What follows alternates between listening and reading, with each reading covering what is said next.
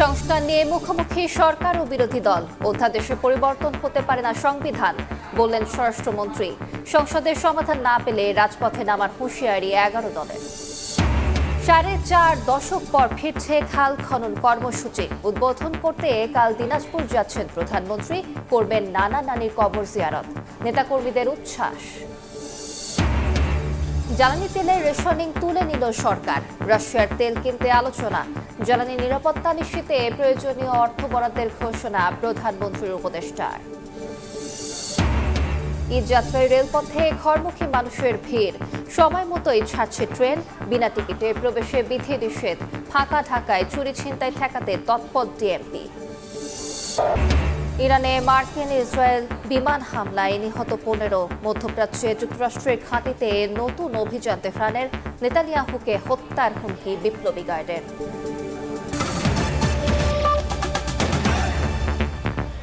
সময় সংবাদের সঙ্গে আছি আমি আলিশা ইসলাম। সংবিধান সংস্কার নিয়ে সংসদে মুখোমুখি সরকার ও বিরোধী দল। ত্রয়োদশ জাতীয় সংসদের প্রথম অধিবেশনের দ্বিতীয় দিনের আলোচনায় উঠে আসে সংবিধান সংস্কার পরিষদ। গেজেট অনুযায়ী সংস্কার পরিষদের অধিবেশন আহ্বানের কথা থাকলেও কেন সেটি করা হলো না, এমন প্রশ্ন রাখেন বিরোধী দলীয় নেতা ডক্টর শফিকুর রহমান। জবাবে স্বরাষ্ট্রমন্ত্রী সালাউদ্দিন আহমদ বলেন, সংবিধান পরিবর্তনের মতো বিষয় অধ্যাদেশের মাধ্যমে আসতে পারে না। এদিকে সংসদের সমাধান না পেলে রাজপথে নামার হুঁশিয়ারি 11 দলীয় ঐক্যের।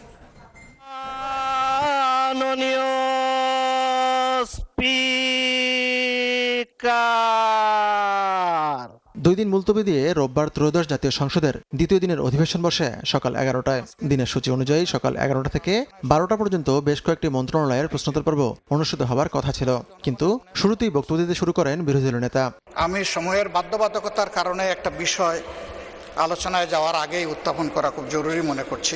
সে সময় তাকে থামিয়ে দিয়ে পরবর্তীতে আবারও সুযোগ দেবার আশ্বাস দেন স্পিকার। দিনের কর্মসূচি অনুসারে যেটি আগে নির্ধারিত আছে আমরা দিনের মধ্যে এই ফ্লোরটা এই প্রশ্নোত্তরকালের পরে মাননীয় স্পিকার অনেক ধন্যবাদ।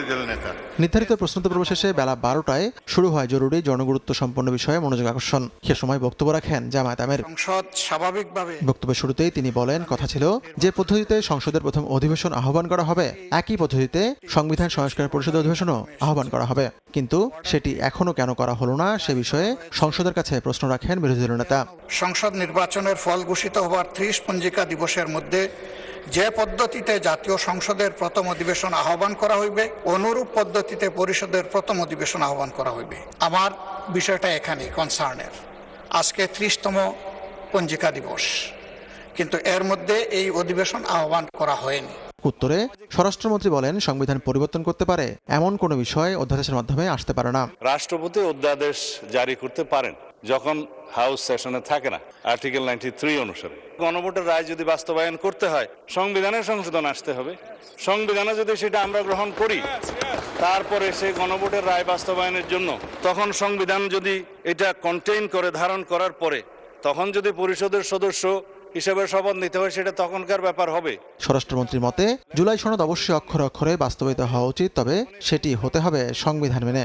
জনরায়কে সম্মান দিতে হবে, কিন্তু সেটা সাংবিধানিকভাবে দিতে হবে, আইনগতভাবে দিতে হবে। এখানে ইমোশনের কোনো জায়গা নেই। রাষ্ট্র ইমোশন দিয়ে চলে না, রাষ্ট্র চলে সংবিধান দিয়ে, আইন দিয়ে, কানুন দিয়ে। 133 অধ্যাদেশ যাচাই বাছাই শেষে বিশেষ কমিটিকে প্রেরণ 2 এপ্রিলের মধ্যে এর প্রতিবেদন সংসদে দাখিলের নির্দেশ দেন স্পিকার।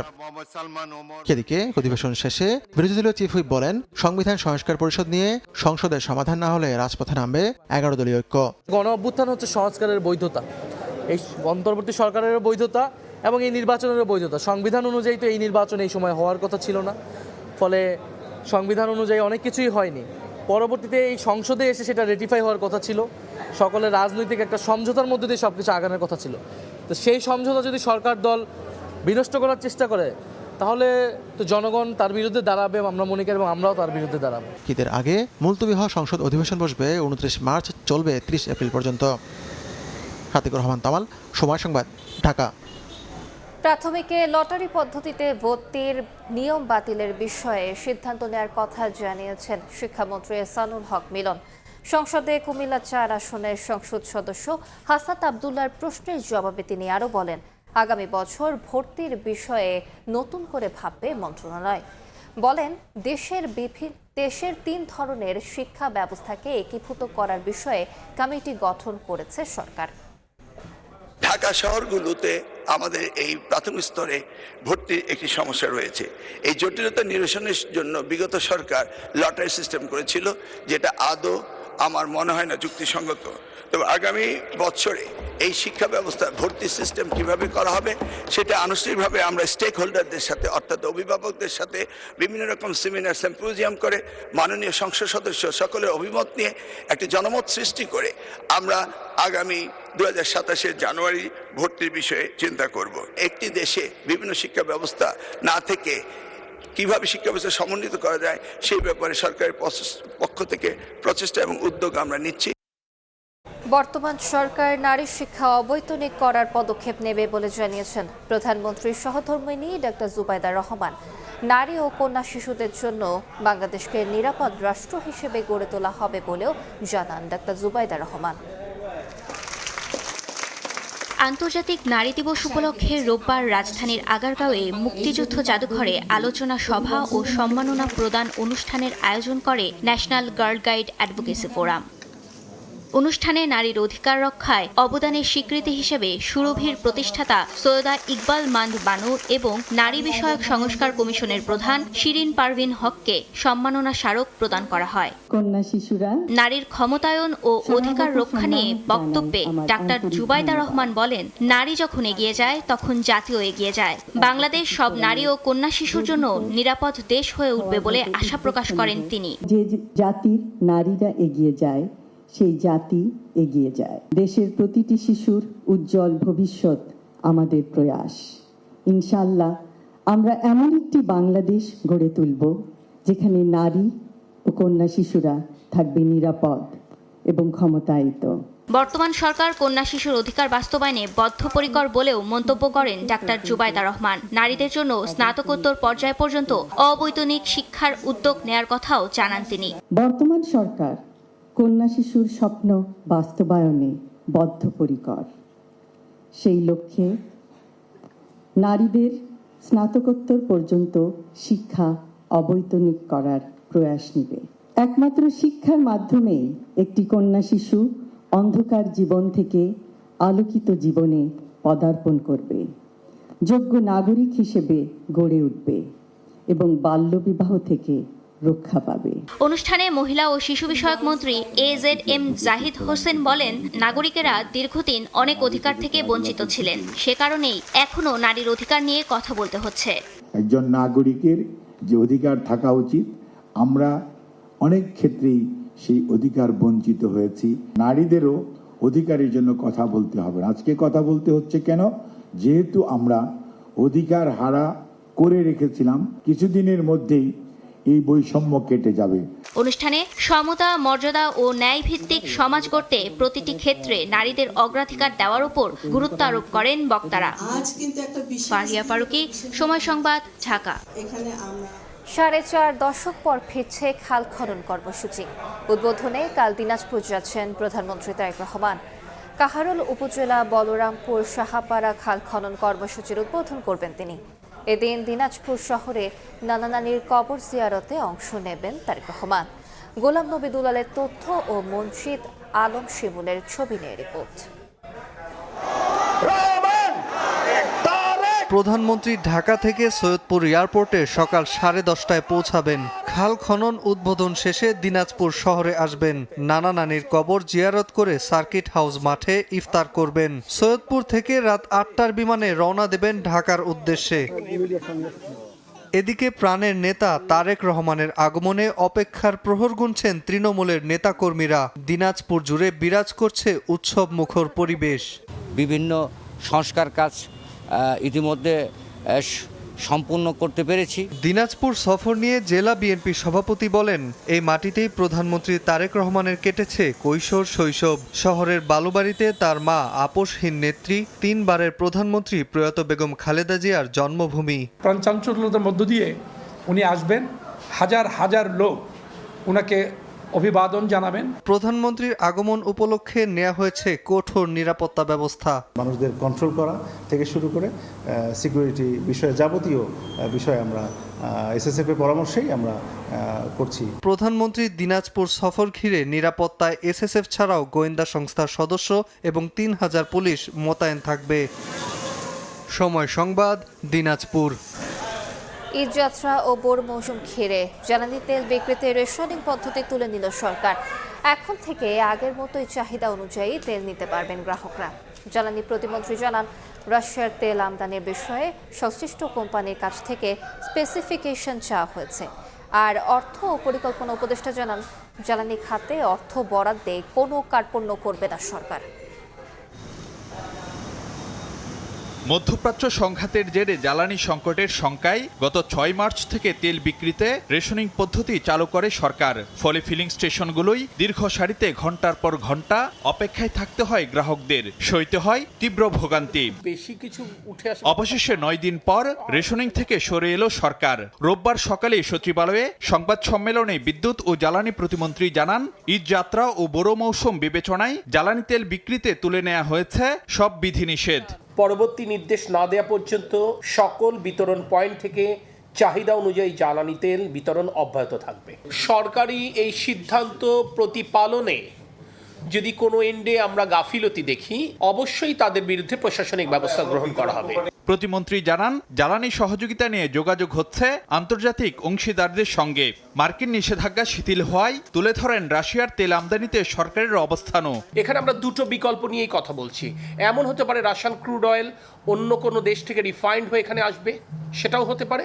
যদিও তাদের আরেকটি কোম্পানি আমাদেরকে বলবার চেষ্টা করেছে তারা যে ধরনের তেল সাপ্লাই দিবে সেটা আমাদের রিফাইনারি সেটা রিফাইন করতে পারবে। আমরা তাদের কাছে স্পেসিফিকেশন চেয়েছি। বিকেলে সচিবালয়ে ঢাকায় নিযুক্ত জাপানের রাষ্ট্রদূতের সঙ্গে বৈঠক শেষে প্রধানমন্ত্রীর অর্থ ও পরিকল্পনা বিষয়ক উপদেষ্টা জানান, জ্বালানি খাতে অর্থ বরাদ্দে কোনো কার্পণ্য করবে না সরকার।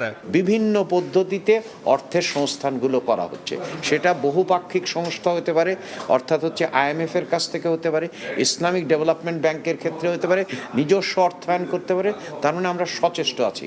সো আমরা নিঃসন্দেহে থাকতে পারি যে জ্বালানি নিরাপত্তা নিশ্চিত করা হবে। এদিকে জ্বালানি সাশ্রয়ী বিদ্যুৎ ভবনে দোকান মালিক সমিতি, ব্যবসায়ী প্রতিনিধি সহ বিভিন্ন অংশীজনদের সঙ্গে বৈঠক করেন বিদ্যুৎ ও জ্বালানি প্রতিমন্ত্রী। বলেন, ব্যবসায়ীরা সাশ্রয়ী না হলে অপ্রিয় সিদ্ধান্ত নিতে বাধ্য হবে সরকার। অপ্রিয় কাজটা আজও করতে পারি, আগামীকালও করতে পারি, পরশুদিনও করতে পারি। ফারুক ভিয়া, রবিন, সময় সংবাদ, ঢাকা। প্রিয়জনদের সঙ্গে ঈদ উদযাপন করতে রাজধানী ছাড়ছে নগরবাসী। সকাল থেকেই কমলাপুর রেলওয়ে স্টেশনে ছিল যাত্রীদের ভিড়। কোনো শিডিউল বিপর্যয় ছাড়াই যথাসময়ে ছেড়ে যাচ্ছে ট্রেন। কাল থেকে যুক্ত হবে ঈদ স্পেশাল আরও 3 জোড়া ট্রেন। ইট পাথরের ব্যস্ত শহর ছেড়ে শেকড়ের টানে বাড়ি ফিরছেন মানুষ। পথের ভোগান্তি এড়াতে ঈদের কয়েকদিন আগেই ঢাকা ছাড়ছেন অনেকে। রোববার সকাল থেকেই কমলাপুর স্টেশনে যাত্রীদের ভিড়। চাপ সামলাতে নেওয়া হয়েছে 3 স্তরের নিরাপত্তা ব্যবস্থা। বিধিনিষেধ রয়েছে বিনা টিকিটে প্রবেশেও। শিক্ষা প্রতিষ্ঠান বন্ধ থাকায় অনেকেই আগেভাগে ফিরেছেন বাড়ি। উদ্দেশ্য প্রিয়জনের সঙ্গে ঈদের আনন্দ ভাগাভাগি করা। ঈদের ছুটির আগেই চলে যাচ্ছি, তো এবার তেমন একটা ভোগান্তি দেখছি না। আগে যাচ্ছি, এবার আম্মু একটু অসুস্থ, তো ভাবলাম আম্মার সাথে একটু বেশি দিন থাকি বাড়িতে। এই যানজট সবকিছু ট্রেনের টিকিটও পাওয়া যায় না, শেষের দিকে ভিড় হয় বেশি, এই জন্য একটু আগে যাচ্ছি। যাত্রীচাপ থাকলেও নেই কোনো শিডিউল বিপর্যয়, সন্তুষ্ট যাত্রীরাও। তবে কয়েকটি ট্রেনে বগি নাম্বার না থাকায় ভোগান্তির কথা জানিয়েছেন অনেক যাত্রী। ট্রেন ঠিক সময় আসছে কিন্তু এখনো বগি নাম্বার দেয়নি। আমরা সবাই আসলে কনফিউজড, কোন বগিতে উঠবো, কখন উঠবো, কি সমাচার, কোনো কিছু ঠিক ঠিকানা নাই। টিকিট কালোবাজারির সঙ্গে কেউ যুক্ত থাকলে কঠোর ব্যবস্থার হুঁশিয়ারি রেলওয়ে কর্তৃপক্ষের। গুরুত্বপূর্ণ ট্রেনে এক্সট্রা কোচ সংযোজনের ব্যবস্থা গ্রহণ করেছেন। এছাড়া 10টি স্পেশাল ট্রেন পরিচালিত হবে, যেটা 16 তারিখ থেকে স্পেশাল ট্রেনগুলো চলাচল শুরু করবে। ঈদযাত্রার তৃতীয় দিনে কমলাপুর থেকে ছেড়ে যাবে 39টি আন্তনগরীর ট্রেন। সোমবার থেকে যুক্ত হবে ঈদ স্পেশাল আরও 3 জোড়া ট্রেন। নাইম হাসান, সময় সংবাদ, ঢাকা। ঈদে ফাঁকা রাজধানীতে চুরি ছিনতাই ঠেকাতে তৎপর পুলিশ। নিরাপত্তা নিশ্চিতে টহল কয়েক গুণ বাড়ানো হয়েছে বলে জানিয়েছেন ডিএমপি কমিশনার। বলেন, ঈদ যাত্রায় অতিরিক্ত ভাড়া আদায়, যাত্রী হয়রানি রোধে তৎপর ভ্রাম্যমাণ আদালত। এছাড়া নগদ অর্থ ও স্বর্ণালংকার বহনে চালু হয়েছে পুলিশের এসকর্ট সার্ভিস। পরিবার পরিজনের সঙ্গে ঈদ উদযাপনে রাজধানী ছাড়ছেন মানুষ। তাদের যাত্রা নির্বিঘ্ন করতে সজাগ আইন শৃঙ্খলা রক্ষাকারী বাহিনী।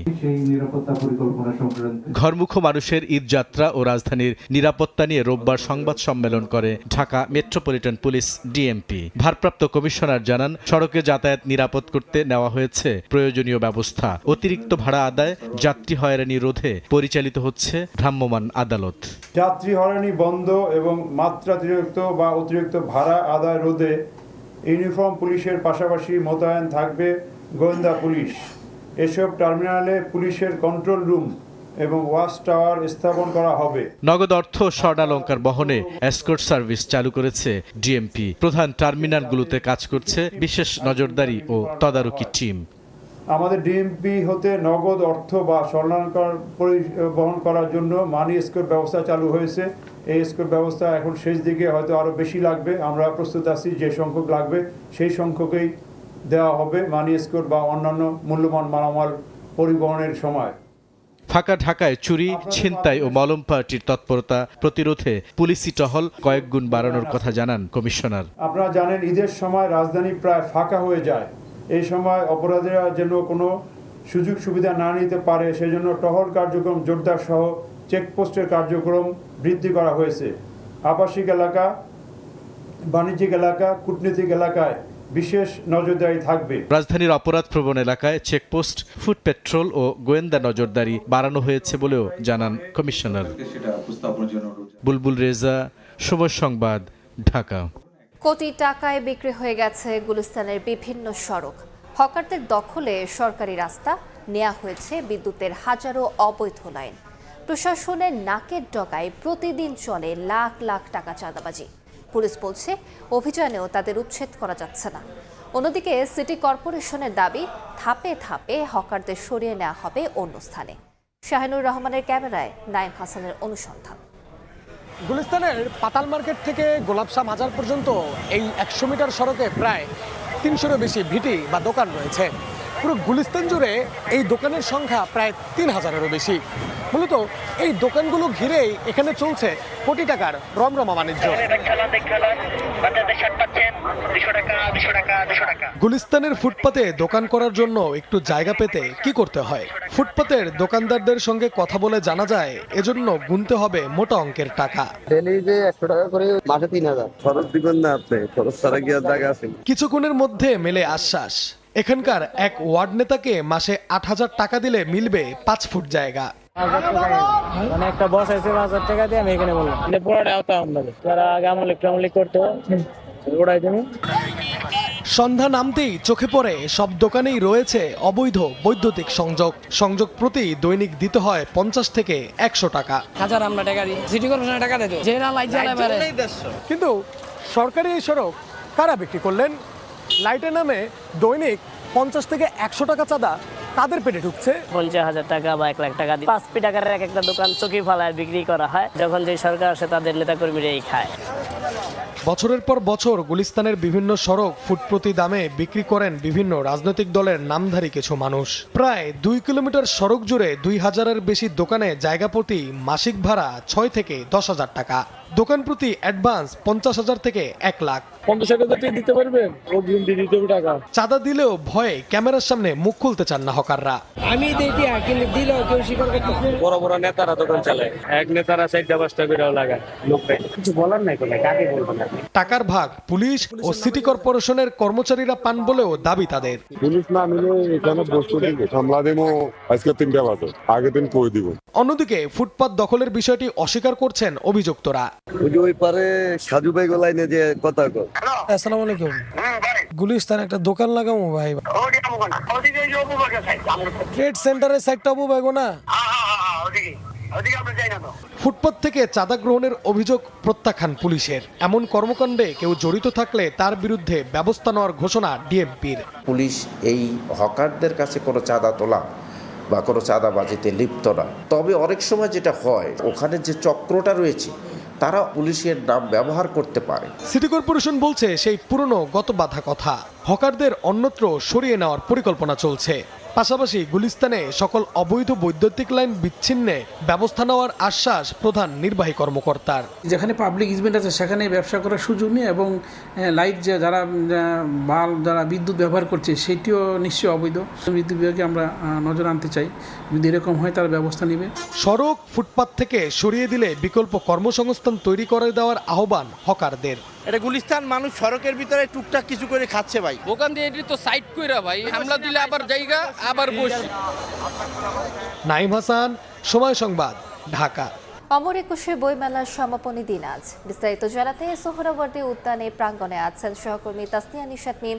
সরাসরি যাচ্ছি তার কাছে। মিম,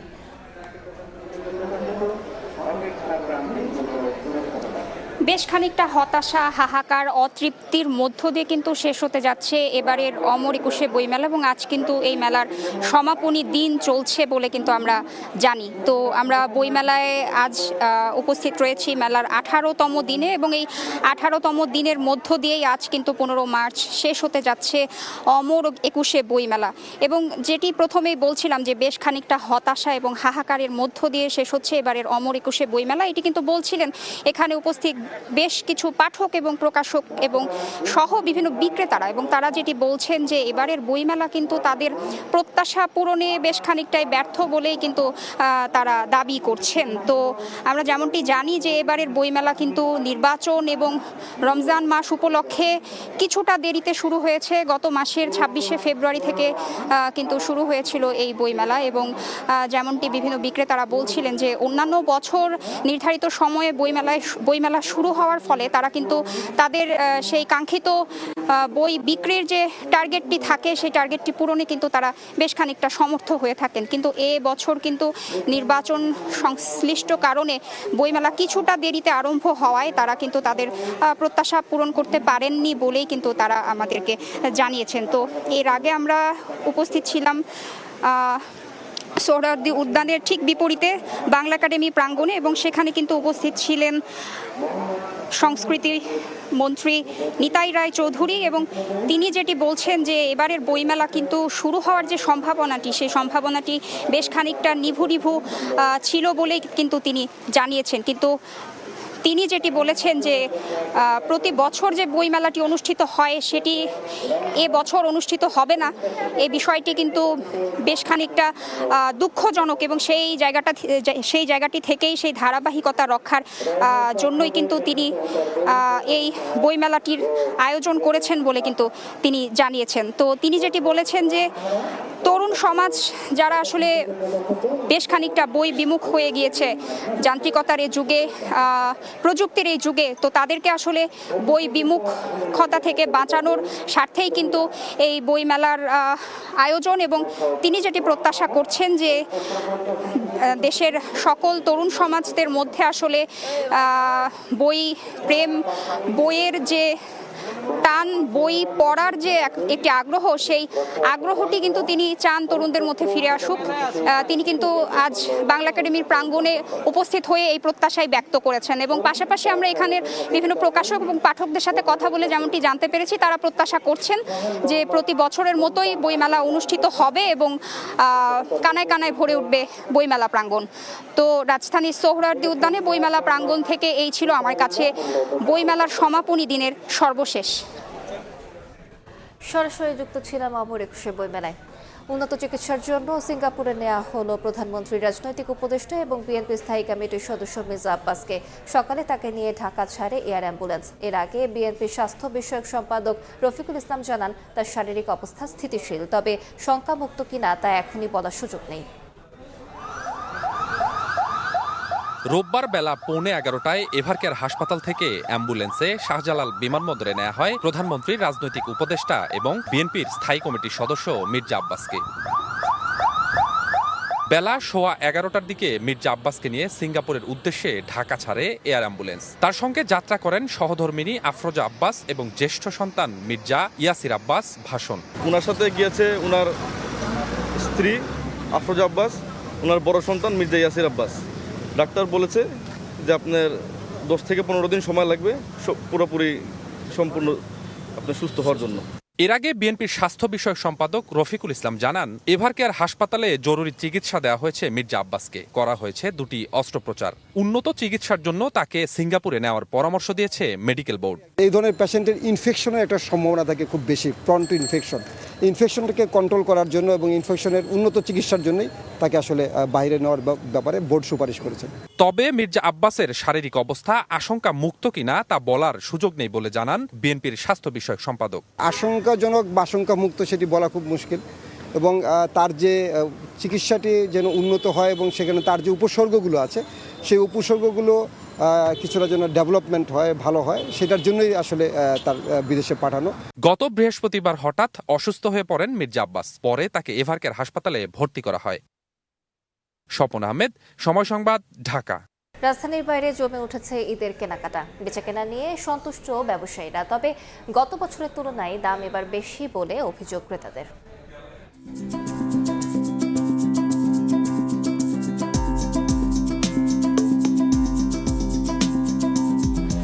ঈদ এগিয়ে আসার সঙ্গে সঙ্গে জমে উঠেছে কেনাকাটা। শপিং মল থেকে শুরু করে ফুটপাতের দোকান সবখানে এখন ক্রেতার ভিড়। সকাল থেকে শুরু হয় বেচাকেনা। ভিড় বাড়ে সন্ধ্যার পর, ক্রেতার সমাগম থাকে গভীর রাত পর্যন্ত। সব বয়সী মানুষের চোখ এখন নতুন পোশাকে। মেয়েদের পছন্দের তালিকায় ভারত ও পাকিস্তানি ডিজাইনের পোশাক। তুলনামূলক কমেছে শাড়ির চাহিদা। পাঞ্জাবির নতুন কালেকশনে এমব্রয়ডারি ও প্রিন্টের কাজ দেখা যাচ্ছে বেশি, তবে দাম নিয়ে অসন্তোষ দেখা যাচ্ছে ক্রেতাদের মধ্যে। প্রাইসটা একটু বেশি, কাপড়ের মান অনুযায়ী পছন্দ লাগে না, একটা বাদে একটা দেখলাম। গতবারের চাইতে এবার একটু মার্কেটের দাম একটু বেশি। বিক্রেতারা বলছেন গত বছরের তুলনায় এবার কাপড় ও প্রসাধনের দাম কিছুটা বেড়েছে, তবে বেচাকেনা নিয়ে সন্তুষ্ট তারা। আলহামদুলিল্লাহ, এবার ঈদে আমাদের কাস্টমার যে উৎসব মুখর পরিবেশ দেখতেছি, খুব সারা পাচ্ছি। প্রোডাক্টগুলো একটু এক্সপেন্সিভ পড়তেছে, দামগুলো একটু বেশি পড়ছে, এগুলো কাস্টমার একটা হিমশিম পাইতেছে। শহরের কাস্টমার কেন্দ্রিক ব্যবসাটা রাখতে হয়, আর সারাদিনটা আমরা গ্রামের কাস্টমার নিয়ে ব্যবসাটা করি। ঈদের কেনাকাটা নির্বিঘ্ন রাখতে মাঠ পর্যায়ে বাড়ানো হয়েছে আইন শৃঙ্খলা বাহিনীর তৎপরতা। বিপণী বিতানগুলোতে যেখানে জনসমাগম বেশি হচ্ছে সেখানে আমাদের পুলিশের এক্সট্রা ডিপ্লয়মেন্ট আছে, সাদা পোশাকে ডিউটি আছে, এবং একই সাথে আমরা দোকান মালিক সমিতি যারা, তাদের সহায়তা নিয়ে কিছু স্বেচ্ছাসেবকও নিয়োগ করেছি। ব্যবসায়ীরা বলছেন এবারের ঈদ বাজারের বিক্রি অতীতের রেকর্ড ছাড়িয়ে যেতে পারে। চন্দ্রা বিশ্বাস, ববি, সময় সংবাদ।